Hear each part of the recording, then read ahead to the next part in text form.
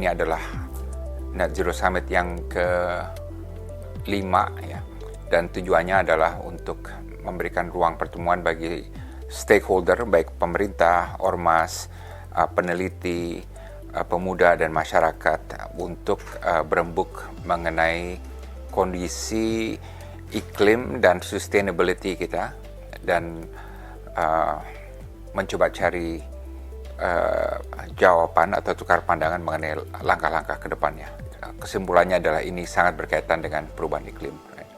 Dan dari sana kita lihat bagaimana satu bencana yang diakibatkan oleh perubahan iklim itu merusak hidup ratusan ribu rakyat kita secara langsung ya, bukan secara tidak langsung, secara langsung, dan mengganggu ekonomi negara, dan juga untuk beberapa minggu menjadi isu nomor 1 di panggung nasional.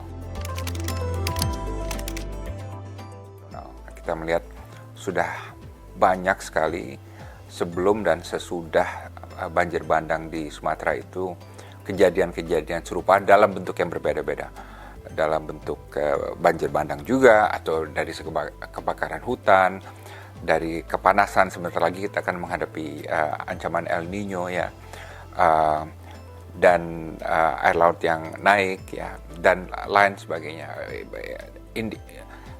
Intinya tidak ada satupun isu yang saya lihat ya yang bisa merambah ke berbagai kehidupan bangsa kita dan juga keselamatan bangsa kita selain iklim ya, masalah krisis iklim. Dan ini juga unik karena bukan hanya kita yang kenanya, tapi juga seluruh bangsa-bangsa yang ada di dunia. Jadi kita mau berperan apa? Kita harus meyakinkan diri sendiri dulu gitu ya. Dan tapi menurut keyakinan saya yakin sekali Indonesia bisa berperan besar karena aset-aset tadi ya, dan juga kita dipandang sebagai negara yang kredibel dan bisa menjembatani juga antara negara-negara industri dan negara berkembang gitu.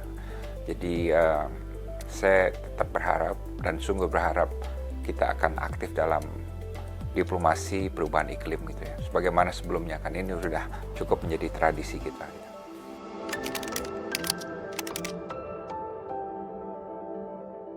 Saya berharap Indonesia bisa jadi negara yang karena kita kan punya sifat kepeloporan gitu kan.